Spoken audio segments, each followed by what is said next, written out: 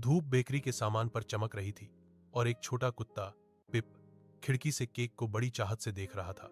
अंदर एक खूबसूरत केक डिस्प्ले पर धीरे धीरे घूम रहा था, जिसने पिप की नजर अपनी ओर खींच ली।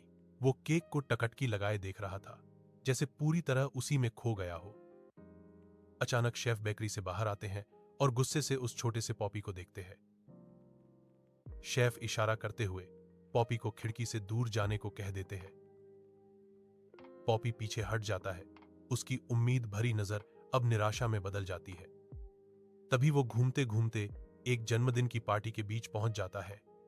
पिप घूमता है, पार्टी में सबकी खुशी को देखता रहता है और सोचता है, काश मैं भी कभी ऐसे पार्टी कर सकूं। रंग बिरंगे जानवरों का एक समूह केक वाली मेज के चारों ओर बैठा था और उनकी हंसी पूरे कमरे में गूंज रही थी। पिप दूर खड़ा सबको देख रहा था, खुद को अकेला महसूस कर रहा था, जबकि बाकी सब खुशी से जश्न मना रहे थे। अकेलापन धीरे धीरे पिप पर छा गया, जैसे उसके छोटे कंधों पर कोई भारी चादर रख दी गई हो।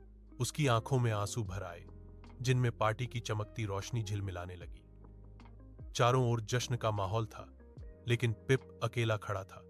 इतने सारे लोगों के बीच एकदम अकेला। वो बाहर आ जाता है और एक पार्क की रोशनी में पिप की नजर एक मूर्ति पर पड़ती है और उसकी आंखों में अचानक प्रेरणा की चमक उभर आती है।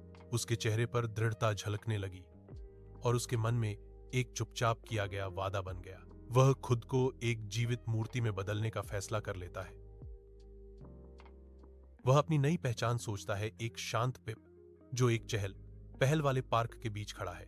उसी मूर्ति की तरह पिप का इरादा और मजबूत हो जाता है, जो उसके बड़े बदलाव की शुरुआत बनता है। एक भीड़ भरी सड़क पर पिप एक स्टूल पर बैठा ध्यान से अपनी त्वचा पर सफेद रंग लगा रहा होता है। वह खुद को एक जीवित मूर्ति में बदल लेता है।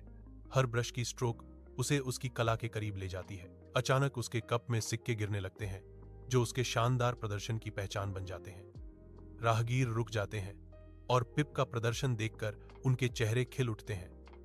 पिप के पास काफी पैसे हो जाते हैं, तो वो उसी बेकरी के अंदर आता है और चीनी व मसालों की खुशबू चारों ओर फैल जाती हुई होती है। काउंटर के पीछे शेफ खड़े हैं। उनका आमतौर पर सख्त चेहरा कुछ पल के लिए नरम पड़ जाता है। पिप एक केक चुनता है, जिसकी परत बेकरी की रोशनी में चमक रही होती है। शेफ का चेहरा नरम हो जाता है। आवाज धीरे से कहती है, तुम इससे ही लेना चाहते थे ना? ले लो। बातचीत भले ही मौन हो, पर अनकहे शब्द हवा में भारी महसूस होते हैं।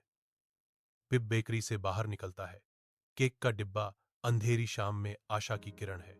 सड़कों की लंबी छाया में पिप एक केक के साथ चलता है और वो अपनी तरह के ही और पिल्लों का एक झुंड अपने पीछे चलता चलता हुआ देखता है।